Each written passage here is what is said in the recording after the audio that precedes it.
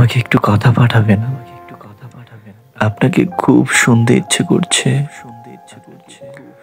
ভালোবাসি পাঠাতে হবে না, ভালো তো বাসেনি না, সেটা আমি জানি, টের পাই। ভালো যে বাসেন না সেটাই বলে পাঠান। আমাকে অপছন্দ আপনার, এতটুকু বলে পাঠান। তবু একটু কথা পাঠান প্লিজ। আমার না আপনাকে খুব শুনতে ইচ্ছে করছে, খুব মানে খুব, বিষম ভীষণের মতো।